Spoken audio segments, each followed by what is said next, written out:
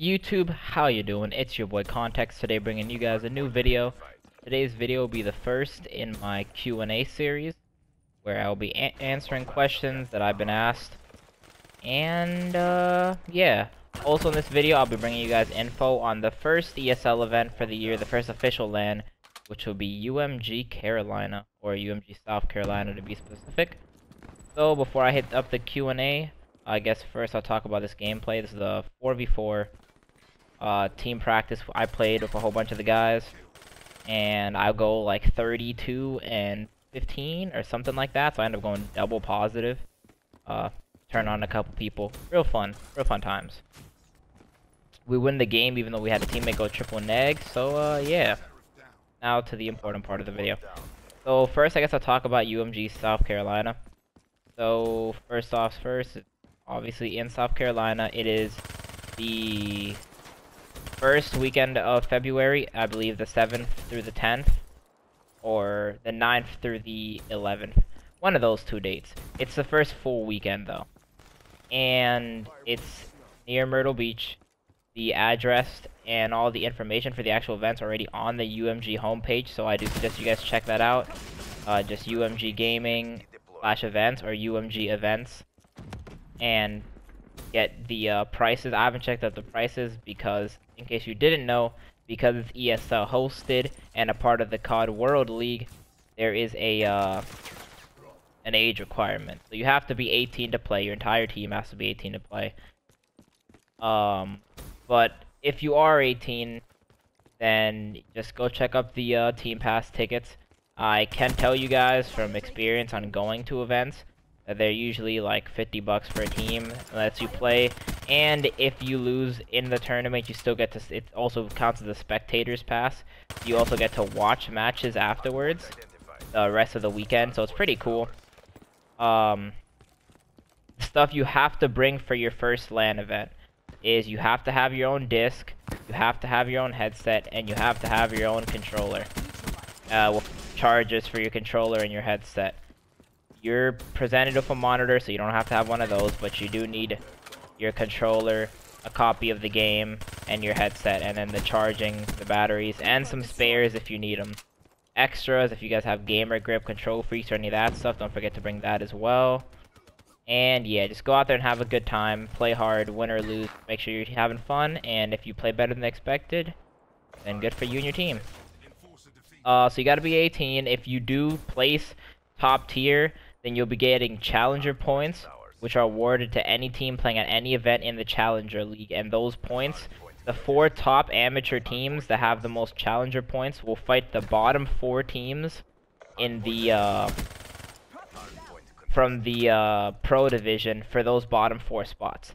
So there's 12 teams in the pro league. The bottom 4 record-wise will play the top 4 challenger teams, which are the teams with the most challenger points, and you'll have a chance to compete for those spots in the pro league, which is an incredible deal, if I do say so myself.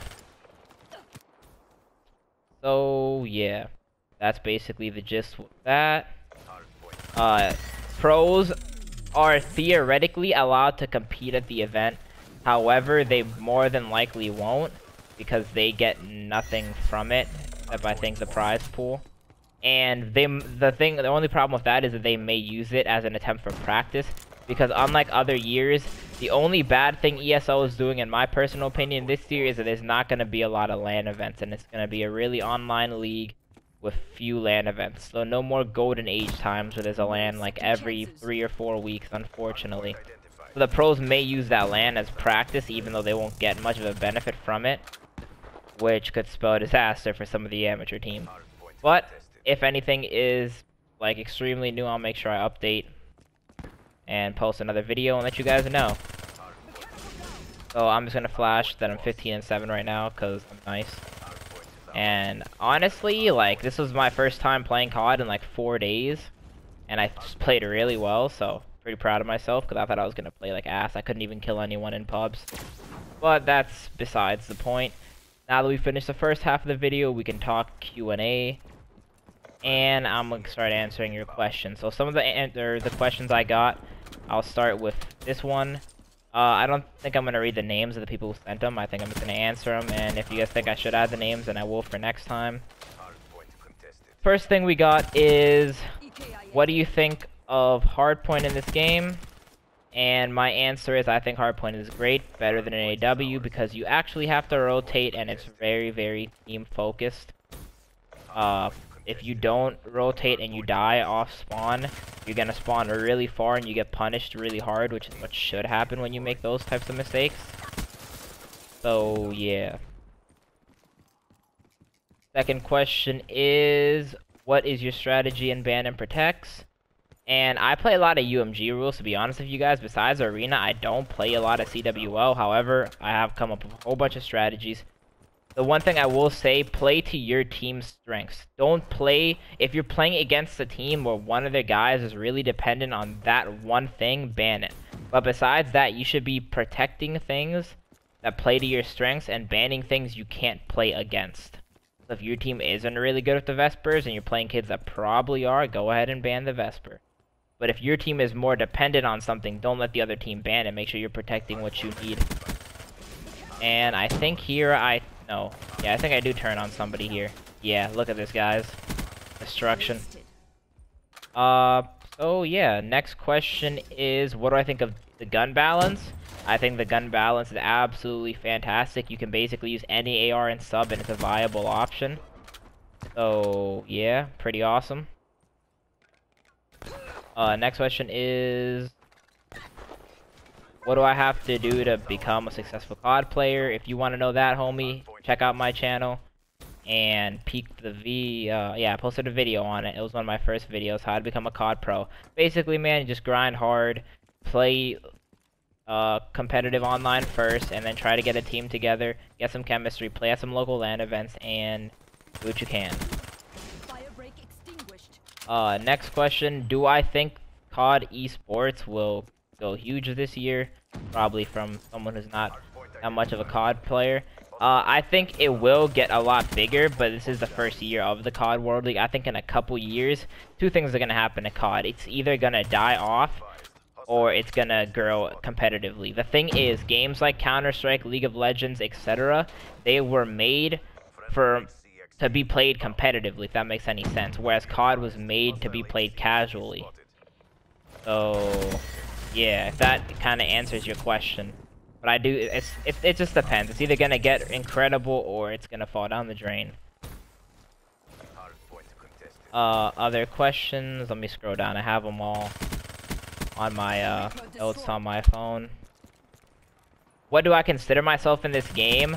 I honestly, it depends who I'm playing with. I'm pretty versatile.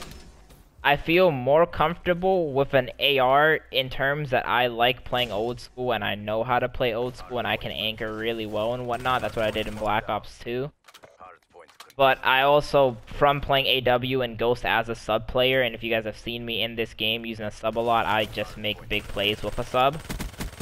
But that also has to do with my movements gotten pretty good since purchasing a scuff and a monitor back then. In Black Ops 2 I didn't have any of that stuff and I was a statue AR, but I was good at what I did regardless.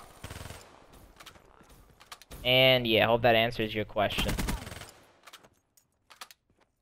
How much time is left in this game? I think we win it on this hill, so I only get 2 more kills. So I answer one more question, and if you guys want a full Q&A, I might do one with a blog or like a face cam so y'all can actually see me as I'm answering. And this question is, do you think I can try out for your team? Yeah, sure, bud. If anyone wants to play with me or whatever, y'all know where to hit me up. It's xContextx. Thanks for watching this video, guys. Hope you learned something about the event and that I answered some of your questions. I wish I could have answered more. If I need to, I'll make another full Q&A with a vlog added. And yeah, if you guys like and comment. Don't forget to subscribe for more content. Check out the other guys at Quantum Gaming. And this is your boy Context signing out. Thanks, guys.